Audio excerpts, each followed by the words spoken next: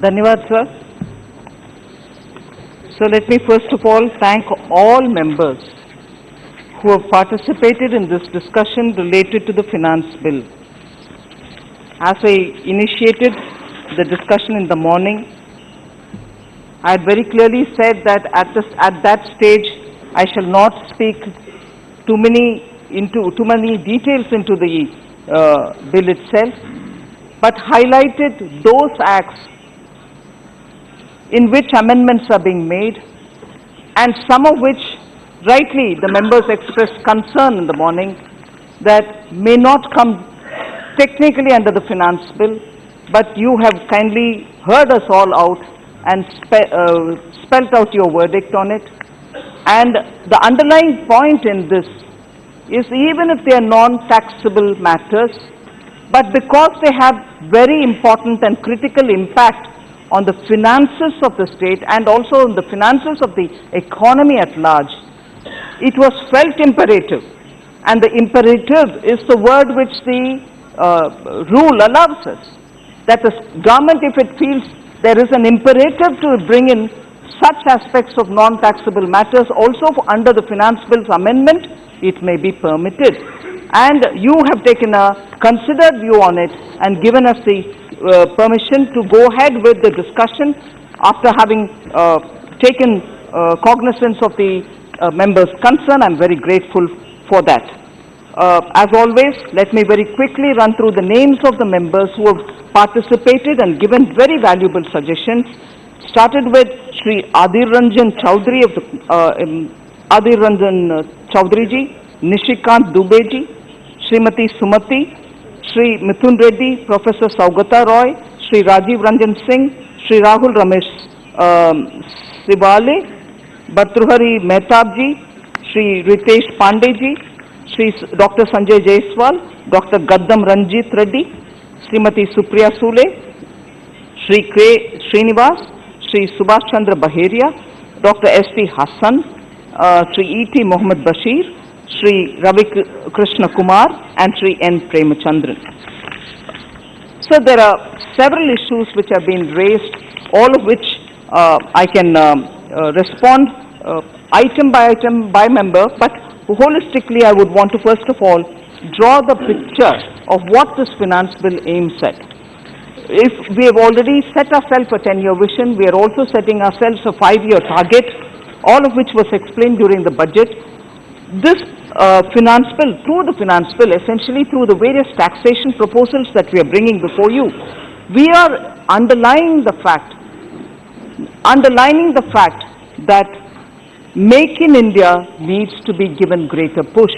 And that is why when you look at the direct tax amendments, as I mentioned in the morning, are looking at 7 acts, all of which are getting amended in some way or the other, relate to the reduction in corporate tax rate, where in order to reduce the effective tax on corporates, it is proposed to provide the benefit of reduced corporate tax rate of 25% to all companies having an annual turnover of up to 400 crores.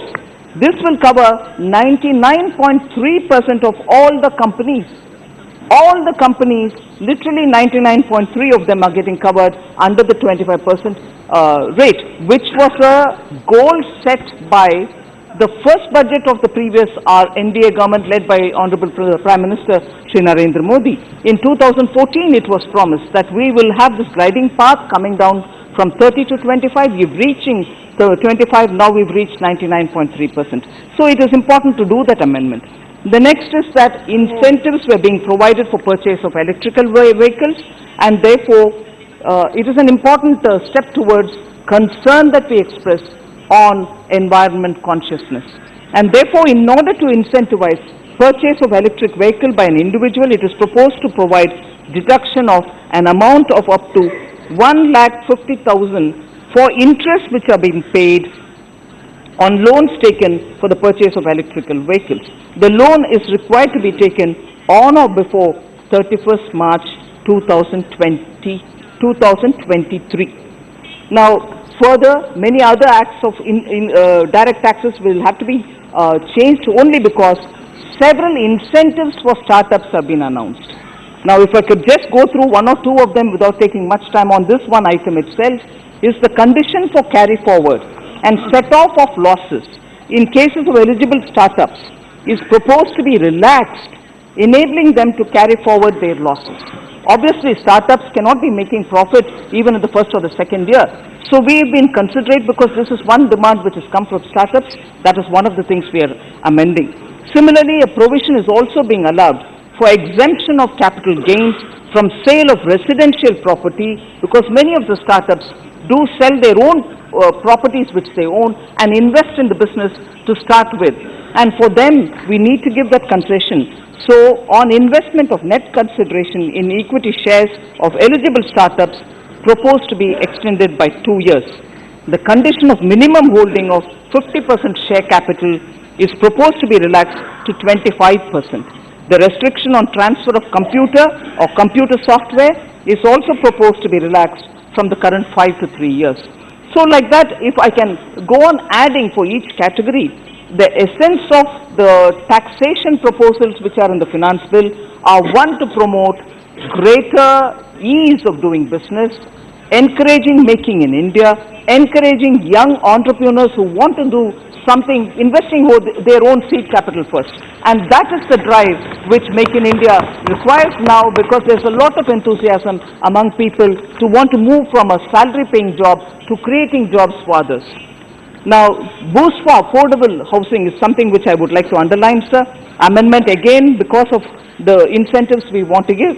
In order to incentivize purchase of affordable houses, it is proposed to provide a deduction of up to 1.5 lakh for interest paid on loan taken for the purchase of an affordable house. This shall be in addition to the existing interest deduction of 2 lakhs. Again, for the increase of supply of affordable houses, it is proposed to relax the condition of 100% profit-linked deduction to affordable housing projects also, so that by increasing the limit of carpet area from 30 square meters to 60 square meters in metropolitan regions and from 60 square meters to 90 square meters in non-metropolitan regions. It is also proposed to align the limit on cost of the affordable house to 45 lakhs with GST acts also. So when I'm talking of direct taxes, I'm talking from the point of view of income-related taxes. This will have a bearing even on the GST tax amendments, which I'll list out when I'm talking about indirect taxes. Now, one of the major steps, sir, India, we wish, becomes a very big international financial hub. With a view to further incentivizing the IFSC, International Financial Services Center, it is proposed to provide several direct tax incentives to an IFC, including 100% profit-linked deduction under the Section 80 LA in any 10-year block within a 15-year period, exemption from dividend distribution tax, about which most members do express concern every now and then, from current and accumulated income to companies and mutual funds, exemptions on capital gain to Category 3 AIFs, and interest payment on loan taken from non-residents. So this is an important thing which we want to make sure that India becomes eventually one of the biggest international financial services center. I've explained during the presentation of the budget, sir, that for the issue of NBFCs, to address the concern which is now very clearly voiced by very many people, we have come up with a proposal that interest on bad and doubtful debts in the case of deposit-taking NBFCs and systemically important non-deposit-taking NBFCs, that is normally NBFCs, what is systemically important? You may ask me this question later. Systemically important non-deposit-taking NBFCs are nothing but those NBFCs with more than 500 crore asset base. So for these systemically important non-deposit taking NBFCs, they shall be charged on tax on receipt basis and not on accrual basis. This is an important change which is necessary considering the situation in which NBFCs will have to now be addressing the issues that they're facing, the challenges that they're facing. So it is also proposed to provide that deduction of such interest and shall be allowed to the payer on actual payment. So these are institutional and important steps. I won't take more time going to each one of them much more elaborately. The interchangeability of PAN and Aadhaar,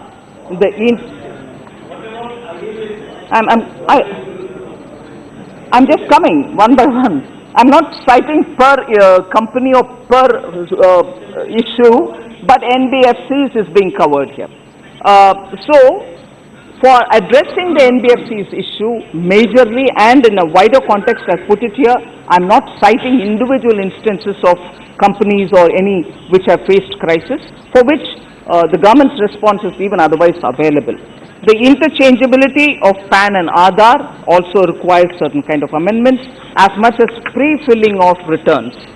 So then, again, many members have spoken about it. I'll address the issue. But one other thing which requires amendment is the issue of TDS on cash withdrawals, big cash withdrawals from bank. For withdrawals by a person, by an individual, in excess of 1 crore in a year from the bank account will be subject to 2% TDS. Here, even as I say, where it is required for some kind of amendments to take place because of this, I want to assure the members that if there are people who are tax-paying citizens who are withdrawn like this TDS will be adjusted with the total tax dues. So it's not over and above what is expected to pay as tax, but it is going to be reconciled with the total tax claim which can be laid on this individual. So it's not something running parallel to it. So if an individual has paid tax or is paying as an assessee, this 2% will also get reconciled to that. But if he is not one, obviously he'll have to pay the TDS. So then the deduction on tax by individuals or HUF. In this case, again, there's also this issue of FPIs, where you're trying to include tax deduction from HUFs and TDS. It has an impact on those FPIs who are registered as trusts. There's an option for FPIs to register as companies. But if as companies they're registered, they don't have the problem of this new tax that we're talking about. But when you're registered as a trust is treated as a taxable entity, and therefore as an individual entity, he comes under the taxation. So many of our officials have also been talking that such FPIs who have registered themselves as trusts may consider the option of wanting to move to be registered as companies. That is something which I like to highlight. Similarly, there are facilities which are being extended for low-cost electronic payments, because digitization and less cash usage is a priority for this government. Every attempt is being made for people to use some form of electronic payment, be it a card, be it a QR code, be it BHIM app, and in that process, it is not as if we are rejecting people from withdrawing their own cash deposited in the bank, but it is more to encourage those who can use the digital and electronic payment. And thereof, obviously, the amendment will affect the Payment and Settlement Systems Act, so that is also being listed under the direct taxation. Sir, the other amendments are into the Black Money Act, the PMLA. On that, I would like to assure the members that the kind of amendments, in fact, I would like to mention that well before, that the number of amendments which are coming through for the PMLA Act, which is of 2002 vintage, 8 are being proposed by us. Of the 8, 6 are only explanation to the existing clause. The clause itself is not being changed. We are only coming with explanations so that in the courts, by some, pleading, those who are accused, pleading because of some kind of a confusion or a gray area or ambiguity which might exist, these explanations are being brought into the Act, and therefore the amendment is not amendment of the clause itself, it is more explaining the clause.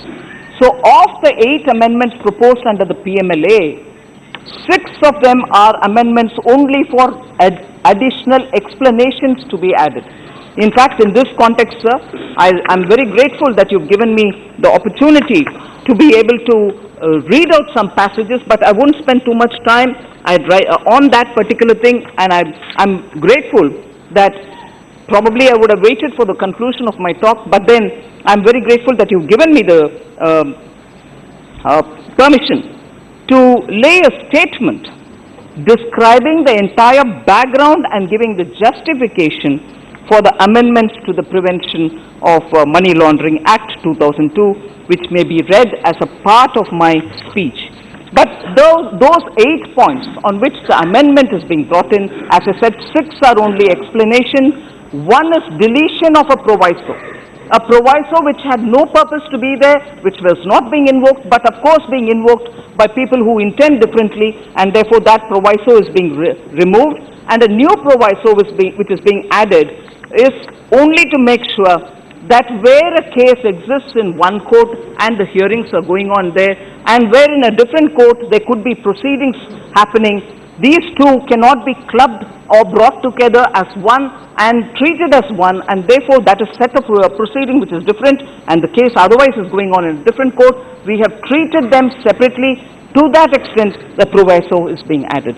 Therefore, as regards PMLA, I just want to be clear that the explanations which are going in are explanation to the existing clauses, and no new clauses are being added, except for one where we are bringing a proviso, and one proviso which is getting removed. As regards indirect taxes, sir, very quickly I'll move over. There are about 7 acts which are getting amended, with some amendments to 7 of them. The morning I read a list of those 7.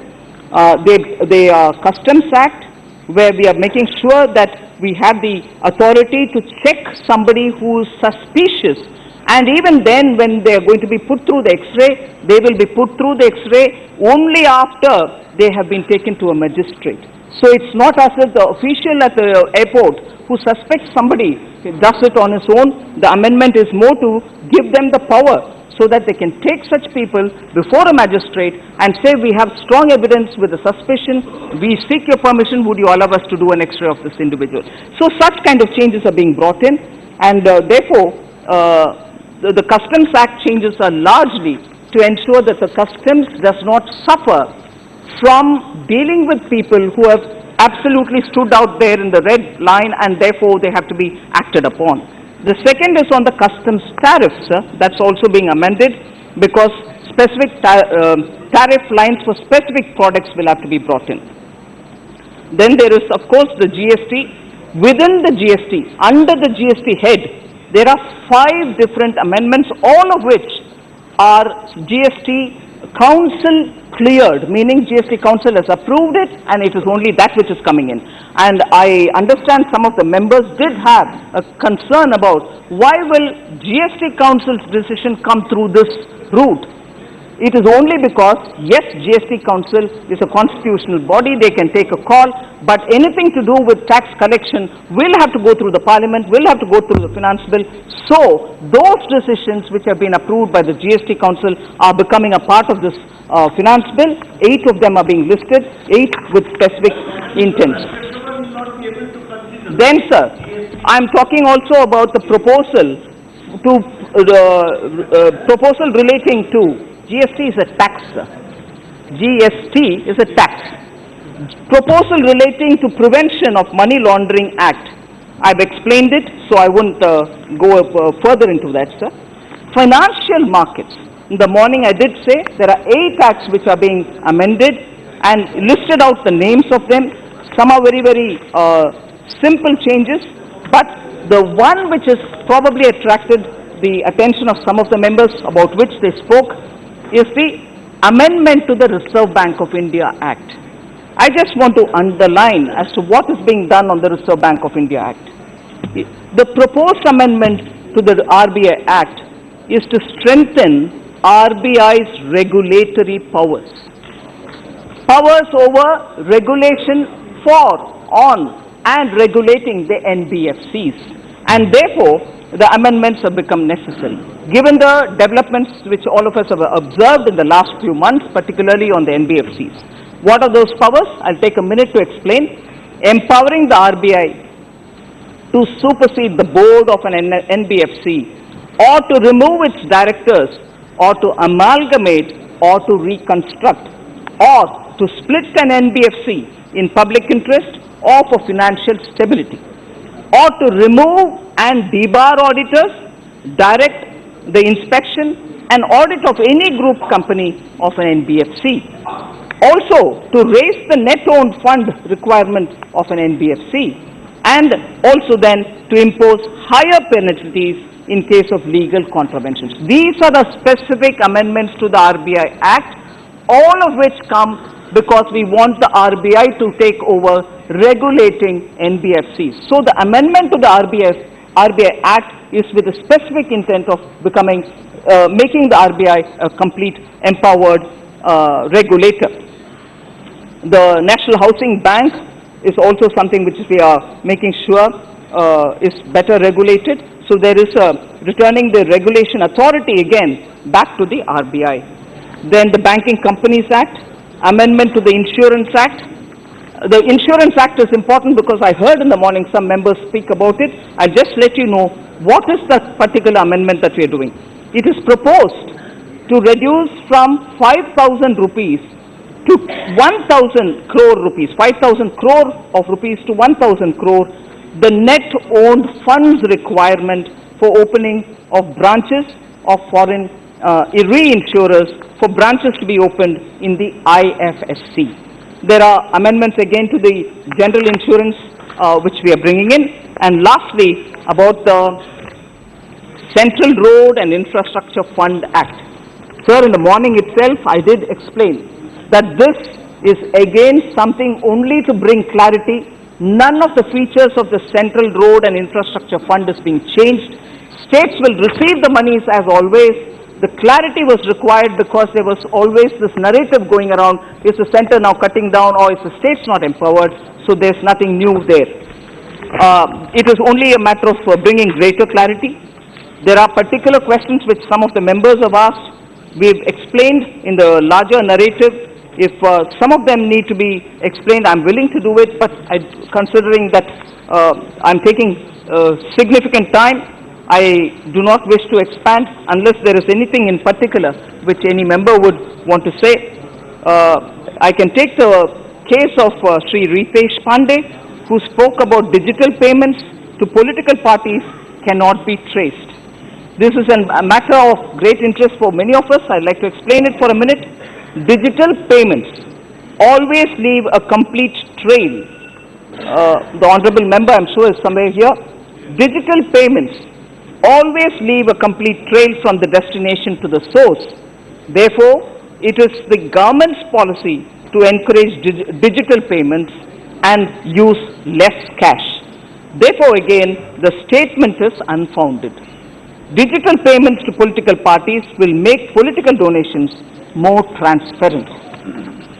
Sir, Dr. Saugata Roy and again Ritesh Pandeyji had spoken about cash withdrawals will adversely affect tea growers who have to pay in cash to their employees. The threshold, sir, I'm answering your question, sir. The threshold of TDS under Section 194N on cash withdrawals is deliberately set at 1 crore. It's deliberately set at 1 crore. Cash withdrawals of up to about 8 lakh per month will be excluded from the scope of Section 194N. Thus, small tea growers would not be affected by the TDS. Small tea growers will not be affected by the TDS. The large tea growers are expected to use banking facilities to make payments in line with the government's policy to encourage digital payments and more to move towards less cash transactions. Sir, Sri Bhartruhari Mehtabji spoke about increase in effective tax rate to 42.7% and that it will lead to flight of FPIs from India. I wish to respond to him, sir. Increase in effective tax rate applies only to individual taxpayers, including other forms of FPIs, as I explained a minute ago. those FPIs which are registered as trust, and trust is treated as an individual legal entity rather than a company. So, the increase in effective tax rate applies only to individual taxpayers, including other forms of FPIs such as trust, artificial juridical persons, etc., which are treated as individuals. FPIs organized as companies will not be affected by the increase in effective tax rate, and therefore the fear of flight of FPIs from India is not well founded at all. The increased effective tax rate will affect only high income individuals, and it is this government's policy that these individuals should contribute more towards nation building. So again, Sri Bhartihari Mehtab had spoken about tax rates for domestic companies that are proposed at 25% for turnover or gross receipt of up to 400 crores as against 30% for other domestic companies and partnership firms. A very valid question, sir. I'd like to respond. The tax rates for domestic companies and partnership firms cannot be compared as distribution of profit to shareholders by domestic companies and is again subjected to dividend distribution tax at the rate of 15%. In contrast, distribution of profits to partners of partnerships from their capital account is not subjected to the tax either in the hands of partnership firms or partners. So there is a distinct difference. So, sir, I think most of the questions were covered, raised by different members, were covered in different answers that I've given. If there is anything in particular, there was this interesting question, sir, from Srimati Supriya Sule. Why not simplify tax by bringing new tax code? Why not relook at earlier code already examined by the Standing Committee on Finance headed by Sri Yashwant Sinha? So I just want to, and also I think one of the member, Honorable Member Bashir, had said there should be no delay in tax code. So I just want to respond, sir.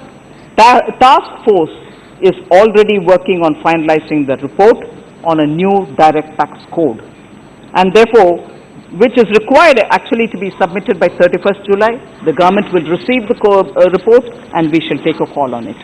So with all this said, as I said earlier, I'll respond, sir, but that's not part of my finance bill. So if you permit me, I'll answer, but that's not part of the finance bill at all.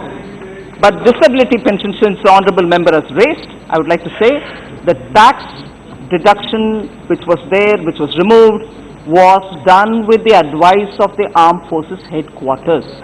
The Ministry of Defence or Ministry of Finance have not taken a call on their own. It was a recommendation given by the Armed Forces Headquarters. So I understand the concern of the Honourable Member. It's not a part of my finance bill, but I still would want to honour him with the answer.